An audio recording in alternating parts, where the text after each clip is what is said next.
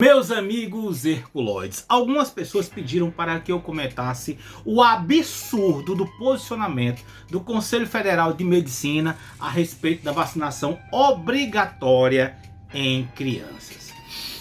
Pera, deixa eu respirar. O que foi que aconteceu? O CFM, o Conselho Federal de Medicina, está realizando uma pesquisa para ouvir a opinião dos médicos sobre a obrigatoriedade da vacina contra a Covid em crianças de 6 meses a menores de 5 anos. De acordo com o Conselho Federal de Medicina, a enquete, conduzida através do seu site, busca compreender a posição da classe médica sobre a imunização desse público. Pelo amor de Deus, cara. Olha, veja, no questionário o conselho pergunta aos médicos se a aplicação do imunizante deveria ser obrigatória e se o profissional já atendeu crianças com diagnóstico ou complicações decorrentes da doença. Para tudo! Você deve estar pensando, Jota, mas uma enquete dessa não acaba levando medo e insegurança para os pais, até mesmo aqueles que não são negacionistas? Claro, você está certíssimo. Causa medo e insegurança até nos que não são negacionistas e fortalece a corrente negacionista. Afinal, é o Conselho Federal de Medicina que está trazendo uma suposta dúvida da comunidade médica. Parece verídico! Olha, se você está aqui pela primeira vez e ainda não conhece nosso trabalho, assista esse vídeo e decida se vale a pena curtir, comentar, nos seguir e compartilhar o nosso conteúdo.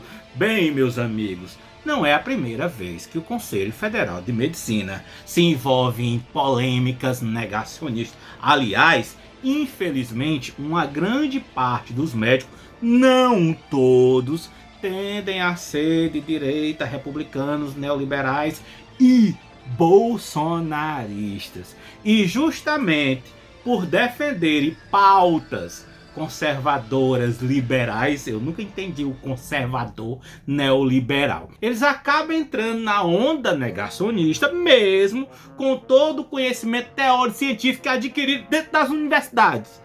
E duvido vocês adivinharem o que é que está no centro das suas ideologias políticas.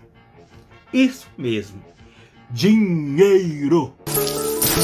Mas ei, deixa eu dizer uma coisa para vocês. Fique nesse vídeo e você vai entender historicamente porque parte dos médicos brasileiros tendem ao bolsonarismo. Vai ser legal, fique para você ver. Então, como eu havia dito, não é a primeira vez que o Conselho Federal de Medicina se envolve em polêmicas negacionistas. Durante a pandemia, a postura do CFM em não condenar a prescrição de cloroquina e hidroxicloroquina, remédios sem eficácia contra o Covid-19, gerou uma repercussão na comunidade médica.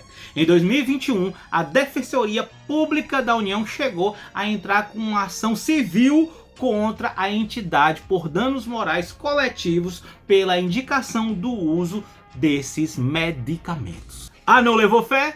Olha o que disse o presidente do Conselho Federal de Medicina durante a pandemia. Que existe na literatura e não tem nenhum trabalho realmente que sustente a hidroxicloroquina como recomendável para o tratamento da Covid. No entanto, o Conselho Federal de Medicina liberou o uso. Não recomendou, mas liberou o uso.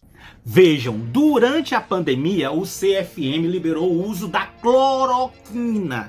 Baseado na ciência, na comunidade científica? Não. Baseado apenas em achismo e em posicionamentos partidários e ideológicos.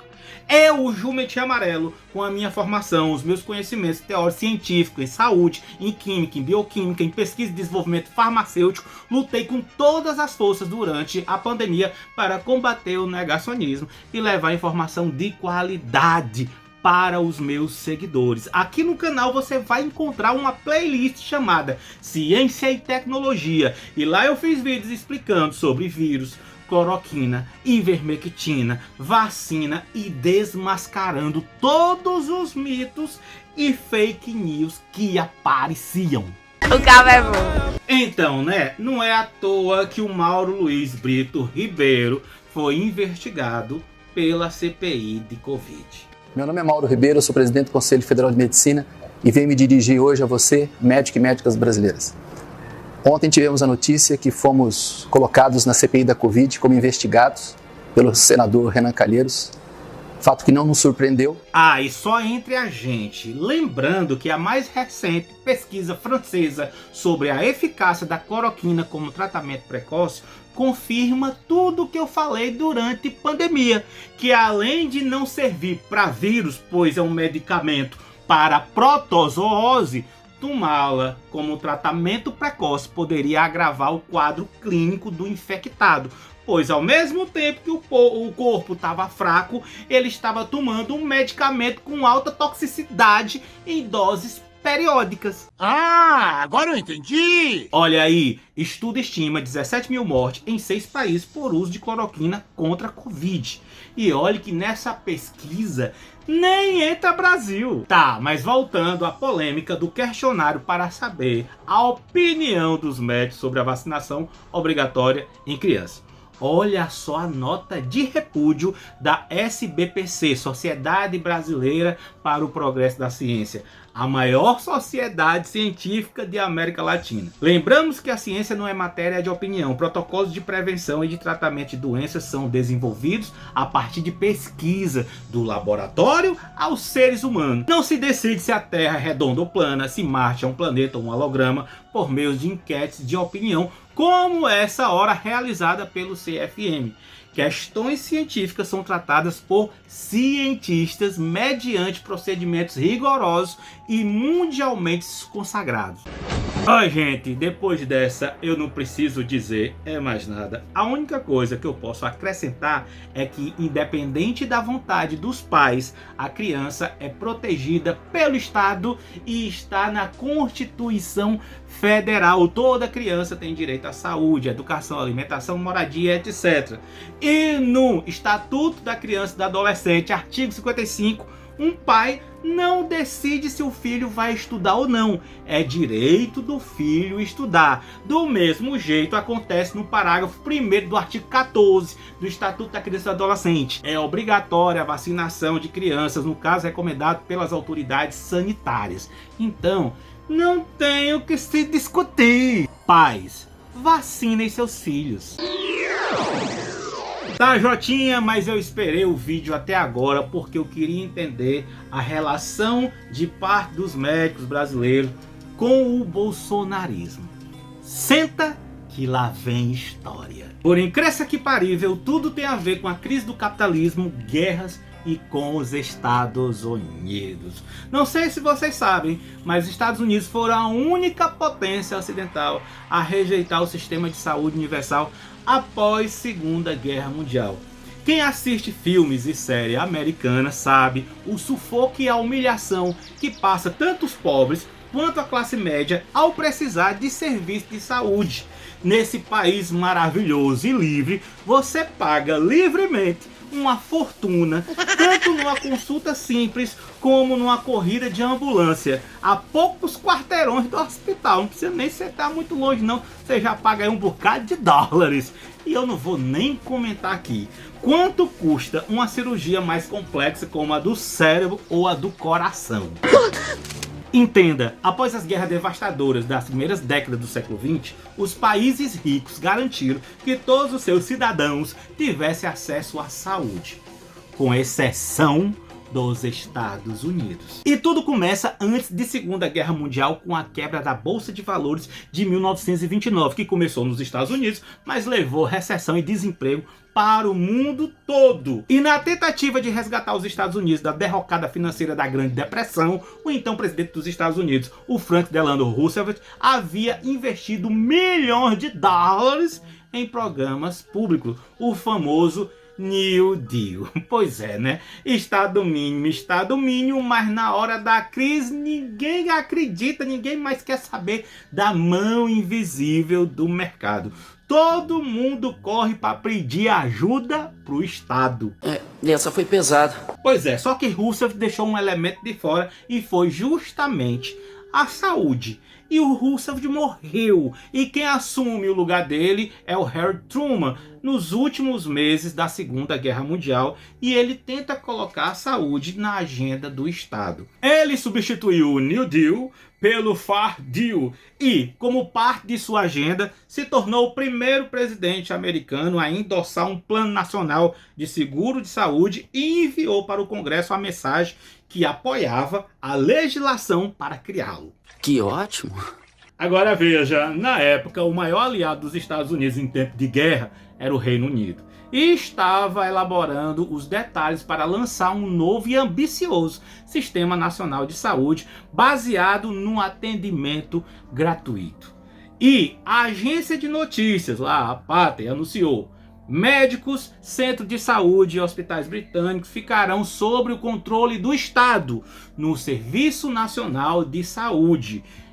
É a sigla NGS, é como se fosse o SUS. E a notícia continua. A partir do dia 5 de julho de 1948, todo homem, mulher e criança poderá obter atendimento médico. Não haverá mais contas para pagar médicos, explicou um funcionário britânico no seu relatório. Então vejam, embora os conselheiros de Truman tivessem interessado nos planos do Reino Unido, o presidente deixou bem claro que ele não queria nacionalizar a saúde. Ele apenas queria mudar o sistema de pagamento. Ele enfatizou que os médicos permaneceriam em seus consultórios particulares, que o governo não iria nacionalizar hospitais ou gerenciá-los. Tudo que Truman queria que o governo fizesse era organizar o pagamento dos cuidados médicos por meio de um programa de seguro. E esse programa de seguro seria obrigatório por lei e todos os trabalhadores pagariam por sua assistência médica por meio de mensalidade ou um imposto que seria de aproximadamente 4% do seu rendimento. Aí o que é que ia acontecer? A seguradora pagaria os hospitais, repartindo os custos pela população, porque todo mundo ia pagar, mas nem todo mundo ia ficar doente ao mesmo tempo.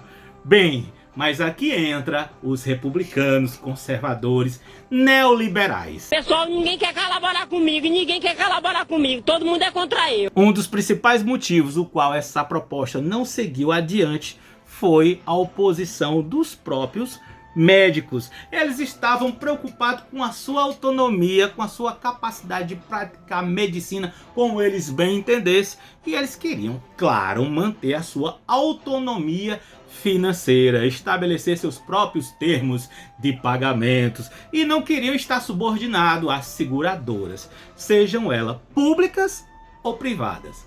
Eu não estou suportando mais. E olhe, meus herculoides, percevejo como são as coisas. Para a sorte desses médicos, em 1946, o partido da oposição, que na época eram os republicanos, assumiu o controle do Congresso e o projeto acabou engavetado.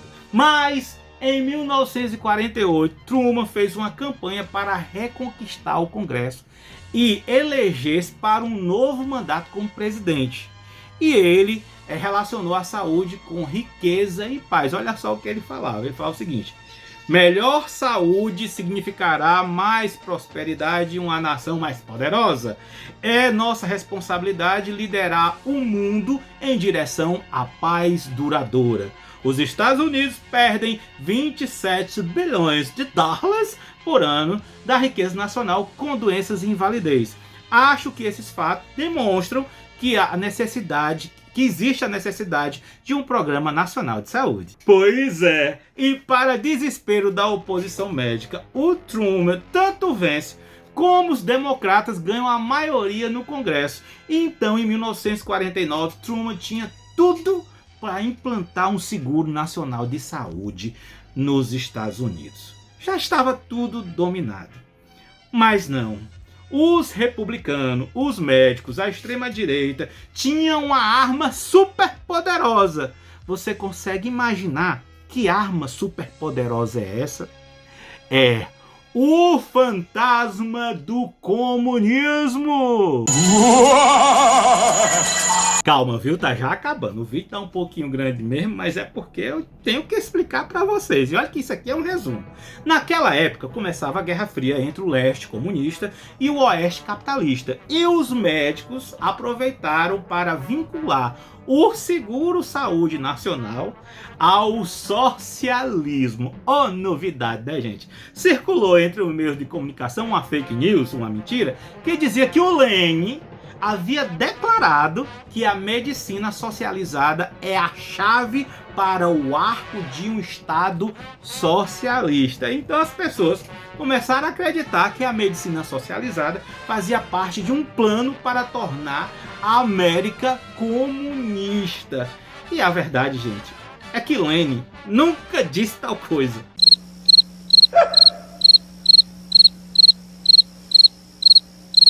Então veja, grande parte da campanha, que foi a campanha de lobby mais cara da época. Mentira tem que se investir em mentira, né? Então essa campanha se concentrou na ideia de transformar o debate entre saúde e comunismo. Então, gente, o governo Truman não tinha estratégia para neutralizar o efeito da campanha de relações públicas, é certo dizer, eles estão mentindo. É controvérsia emocional. Tá, mas para encurtar a história, acabou que houve uma união no Congresso entre os republicanos e os democratas de Sul, porque eles eram mais conservadores, e a batalha para criar um seguro nacional foi perdida. Levaria anos até que o primeiro plano de seguro parcial, viu? Não é nem total não, do governo, que é o Medicare, fosse aprovado. E para idosos, em 1965. Óbvio. Não existe um sistema de saúde público universal nos Estados Unidos, assim como existe o SUS aqui no Brasil. Lá a saúde custa caro, e muito caro. Então, visando lucros exorbitantes, o sonho de muitos médicos e donos de plano de saúde é que o Brasil fosse igual aos Estados Unidos. Partido republicano, conservador, neoliberal, Estado mínimo, fake news, fantasma do comunismo e abismo social. Ficou claro a relação com as ideologias partidárias bolsonaristas?